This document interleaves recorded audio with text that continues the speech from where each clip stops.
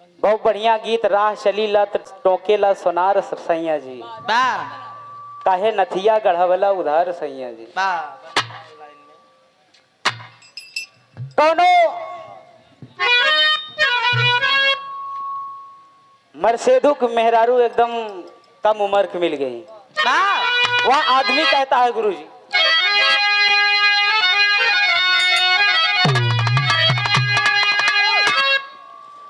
अरे तया बही उमरिया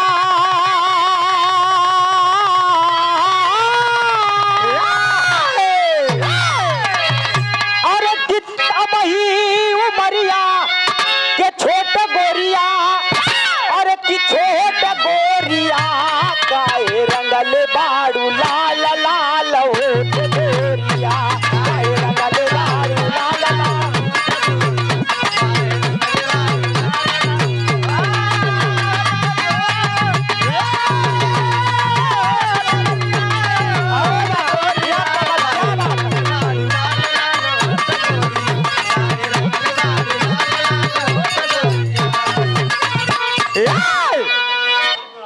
लेकिन या तो तर्ज रहा बाबूजी, या तो तर्ज रहा बाबूजी। लेकिन भाव में देखा उधर से सुने न कि माई का ममता भगवान श्री रामचंद्र जी को कैकेयी से ज्यादा कोई प्रेम नहीं करता था बाबूजी।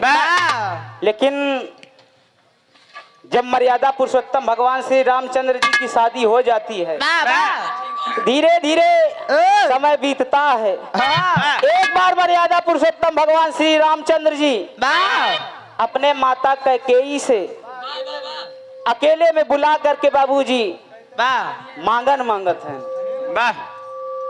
कि हे माई तू अगर हमसे दिल से ज्यादा अगर प्रेम करत हो हम तो से एक मांगन मांगत है वो मांगन पुराए दिया। तो माता कैकेयी पूछत है कौन मांगन बेटा हमें बतावत है राम गुरु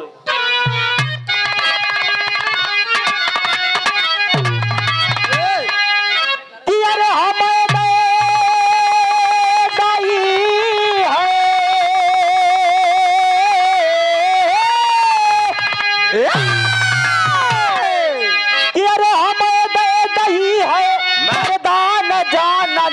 नाही हो जाई रामावा के हान जाननी नाही हो जाई।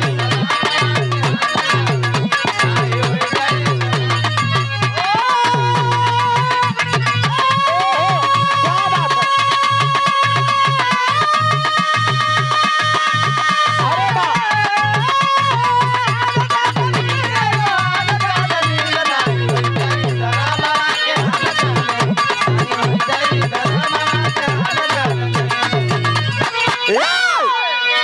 बाबूजी मर्यादा पुरुषोत्तम भगवान श्री रामचंद्र जी माता कैकेयी जी से कहते हैं कि माई हमका यह वरदान दे दिया नहीं तो जाहे जौने खातिर हम इस पृथ्वी पर यह धरती पर अवतार ले है हमार कुल प्राण प्लान चौपट हो जाए। जब इतना बात सुनत हैं माता कैकेयी छाती से लगा लेती हैं कि अरे मेरे लाल ये तू क्या कह रहा है। मैं आपको प्राण से ज्यादा मानती हूँ ये हमसे नहीं हो सकता कि अपने नजरों से आपको दूर कर दूं लाल ये मुझसे नहीं हो सकता। अरे वाह मर्यादा पुरुषोत्तम भगवान श्री रामचंद्र जी मनावत हैं कहा थन माई अगर तू चाह लेबू तो हमार जो प्लान बा वो पूरा हो जाए। अरे वाह लेकिन आंतरिक भाव में का कहना गुरु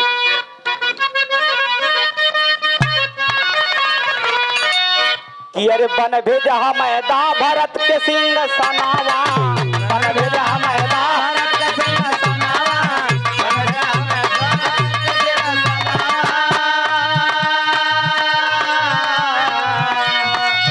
जातक पिताजी से मांगिला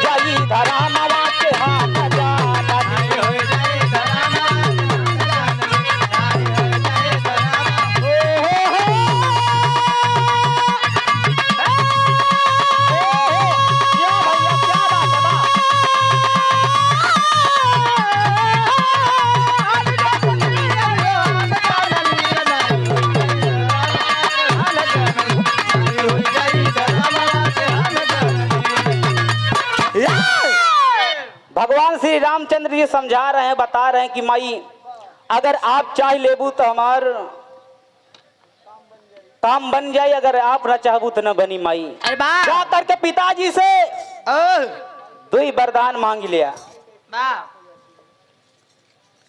जब इतना बात सुना था इन माता कह के अवाक हो जाती हैं बाबूजी कि हे राम ये तू क्या कह रहा है पगले। कहा था ना हाँ माई हम सही कहा था, अगर तू चाह लेबू ये काम हो ही सकत हो। जा करके पिताजी से दो वरदान मांग लीजिए। भ्राता भरत जी का राज सिंहासन दे दिया, हमें 14 वर्ष के लिए वनवास दे दिया। लेकिन अगले अंतरिम का कहना मुझे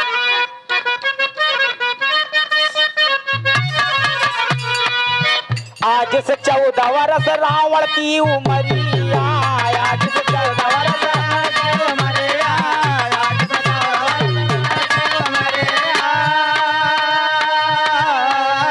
अरे बिना जाए ना मारे पापिया कचरिया।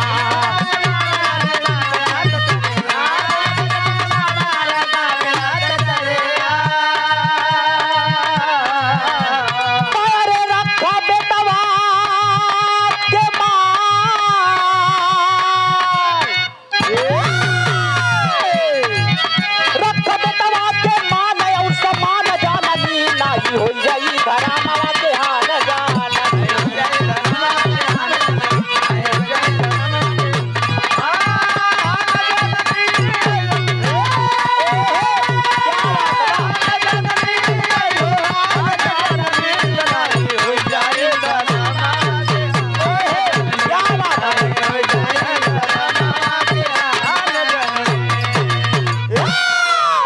अरे जिया कमल क्या बात है। जब इतना बात सुना था इन माता कह के ही अपन पत्थर दिल करके करेजा करके बाबूजी भगवान श्री रामचंद्र जी को 14 वर्ष के लिए वनवास राजा दशरथ जी से मांग लेती हैं। ऐसा नहीं मांगे रहे, इतना कला करे पड़ा रहा उनका कि अब का बताई। भगवान राम के लिए माता कैकेयी जी ने जौन जौन कला कई दी न जा करके राजा दशरथ से भरत के लिए 14 वर्ष का राज सिंहासन मांगत है ना, भगवान रामचंद्र के लिए 14 वर्ष के लिए वनवास मांगत है।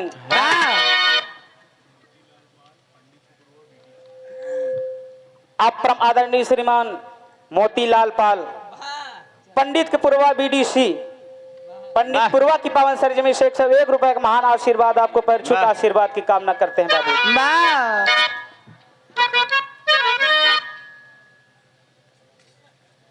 तब जब मर्यादा पुरुषोत्तम भगवान श्री रामचंद्र जी 14 वर्ष वनवास के लिए तैयार हो जाते हैं, तो जब देखा था इन कि हमारे स्वामी, जब सीता जी देखा था कि हमारे स्वामी 14 वर्ष के लिए घर छोड़ के वनवास में जाते हैं, तब अपने पति का पैर पकड़ के सीता जी रोने लगती, कहती हे प्राणनाथ आप मुझे छोड़कर कहाँ जा रहे हैं, मैं भी आपके साथ चलूंगी। तब बाबूजी और जब इतना बात लक्ष्मण सुना था तो लक्ष्मण कहा कि हे भैया आप मुझे छोड़कर कहाँ जा रहे हैं, आपके बिना एक पल नहीं रह सकता भैया। जब इतना बात सुना था कहा था हे लक्ष्मण अगर सब क्यों हमारे साथे चल दे भैया तो यहाँ माता पिता की सेवा के करे। कहा था नहीं भैया अगर आप नहीं यहाँ तो हम न रह। भरत भैया हन शत्रुघ्न भाई यहाँ ही सेवा करी, हम आपकी सेवा करने चलेंगे बाबूजी। इतना बात सुन करके भगवान श्री रामचंद्र जी माता सीता और भरता लक्ष्मण को लेकर के वनवास में जाते हैं। जब वनवास में जाते हैं तो वहां पे होता क्या है बाबू,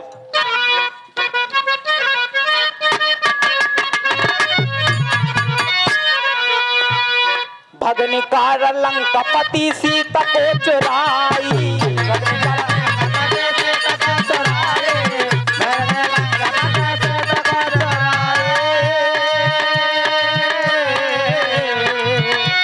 लगाव गए सुना का पिरा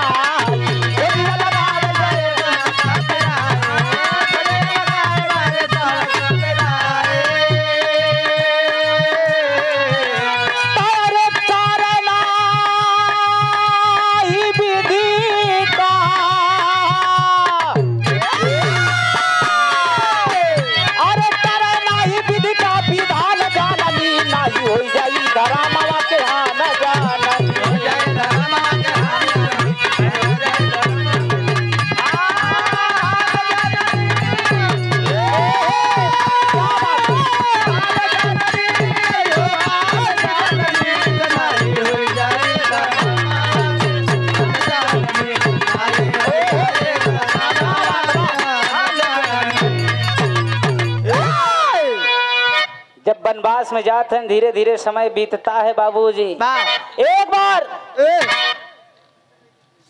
भगवान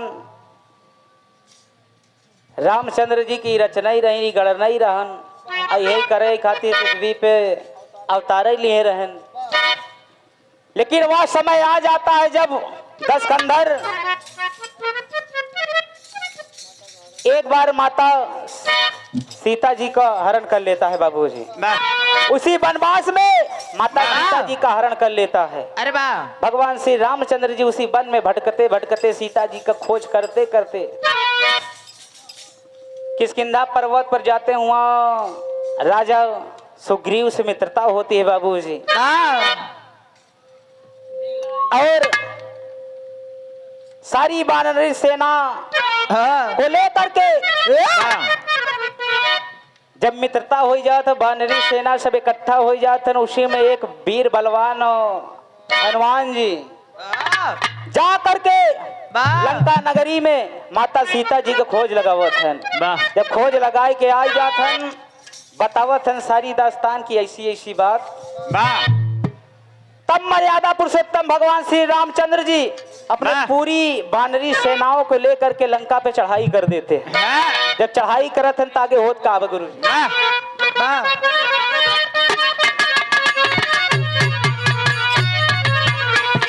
लंका में विजय का डंका रघुबर बजाए।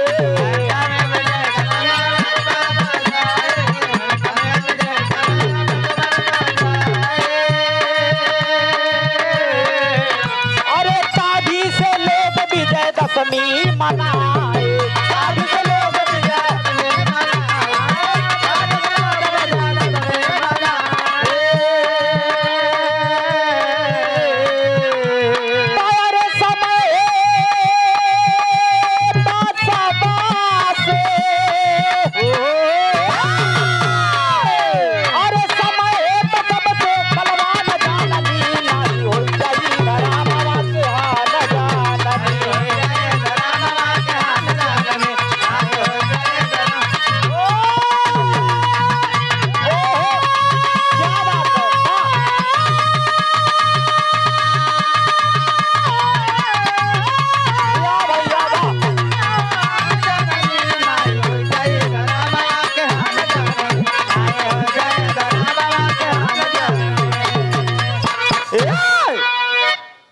बाबूजी मर्यादा पुरुषोत्तम भगवान श्री रामचंद्र जी लंका पर चढ़ाई करत हैं तो लंकेश से विजय प्राप्त करत हैं। लंका पति रावण का वध करके बाबूजी और अपने अयोध्या वापिस आ जाते हैं। जब अपने अयोध्या वापिस आते हैं तो अयोध्या वासियों ने, अब पूरे अयोध्या वासी खुशी से झूम उठा बाबूजी। खुशी का माहौल छा गया। और तभी से विजयदशमी दशहरा तभी से मनाया जाने लगे बाबूजी। आज तक आदमी रावण के वध करत हो के बाद विजयदशमी मनावो, दशहरा होत हो। यही इस कहानी का समापन बा। लास्ट लाइन गुरु घराने के परिचय कहना।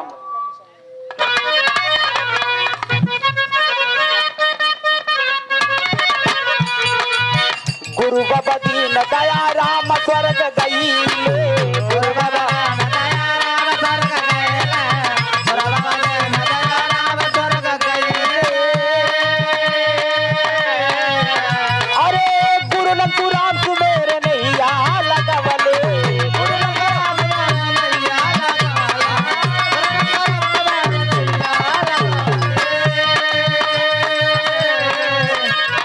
तारे गोविंद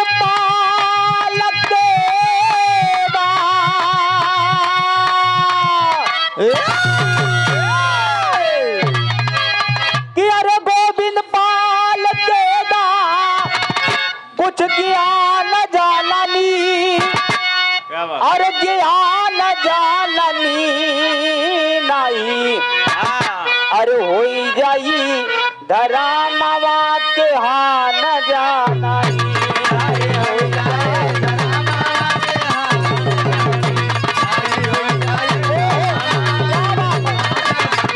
Oh